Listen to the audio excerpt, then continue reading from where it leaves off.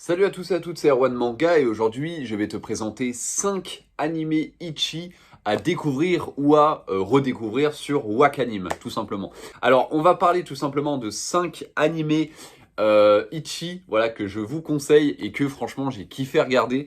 On va commencer par le premier qui est Interspexis Reviewer. Alors pour ceux qui connaissent pas cet animé, il a quand même pas mal fait parler.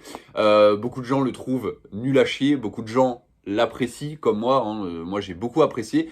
C'est tout simplement un groupe d'aventuriers. Donc il y a un humain, il y a un elfe, il y a, euh, il y a aussi un ange. Et je crois qu'il y a un gnome aussi à un moment. Enfin, il y a un petit Lilliputien, je crois que c'est comme ça que ça s'appelle. Enfin bref, ils vont tout simplement aller de bordel en bordel. Alors un bordel, hein, je vais pas vous expliquer ce que c'est. Je pense que la plupart savent ce que c'est. Mais en gros, un bordel, c'est là où il y a des prostituées. Voilà. Et en fait, ils vont aller de bordel en bordel, tester plein de prostituées qui ont des races différentes. Donc il y a des prostituées champignons, des prostituées animales, des prostituées démons. Voilà, il y a plein de prostituées différentes et eux, ils vont tester et à chaque fin d'épisode, en fait, ils vont mettre une note en disant voilà les points positifs et les points négatifs qu'ils ont eu avec cette prostituée. Et franchement, cet animé, alors c'est un pur délire, faut rentrer dans le délire, mais franchement, il est super drôle et il est vraiment cool. Alors c'est pareil, hein, alors la version Wakanim est censurée, mais sur des sites pas très légaux, vous pouvez trouver la version non censurée. Donc faites-vous plaisir. Aussi, je tiens à dire que Interspective Reviewer est sorti je crois que c'est chez Ototo, hein, si je dis pas de conneries. Il est sorti chez Ototo. Il y a 4 tomes pour le moment. Donc franchement, foncez, c'est non censuré, ça fait plaisir. On continue avec Mushoku Tensei. Pareil, il a fait une énorme polémique, que j'ai pas compris d'ailleurs, mais bref. Mushoku Tensei, c'est tout simplement un isekai où c'est un jeune otaku, enfin un trentenaire, un otaku, qui a un accident et qui se retrouve réincarné dans un bébé. Voilà, donc en fait, il vient au monde. Voilà, il se fait réincarner dans un bébé quand il vient au monde. Donc il redécouvre la vie, entre guillemets. Sauf que il a encore tout simplement il a encore son entre guillemets ses pensées de gars de 30 ans quoi. Et du coup, ce qu'il va faire, c'est qu'il va essayer de pécho un maximum de go. Donc voilà. Donc voilà, c'est tourné à la dérision, c'est très drôle. Je vous le conseille. C'est un isekai vraiment.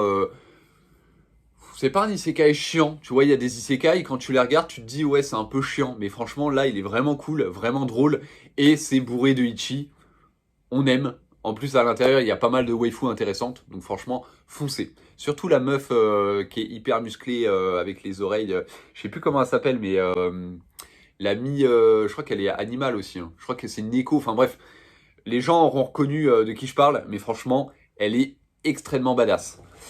On continue avec Super X Heroes. Alors Super X Heroes, c'est pareil, je vous en parle énormément parce que c'est sorti chez Delcourt Tonkam, ils sont là. Il y a 6 tomes de sortie actuellement. Alors l'animé est vraiment cool. Si t'as pas envie de te taper de t'acheter les 6 tomes ou quoi et que t'as un abonnement Wakanim, n'hésite pas à regarder l'animé, il est vraiment cool. Ce qui est dommage malheureusement, comme d'habitude, hein, c'est les censures parce que il y a des scènes, je trouve, ça perd son charme. C'est censuré, ça perd son charme et c'est vraiment dommage. Donc voilà, si vous voulez pas de censure, foncez sur le manga.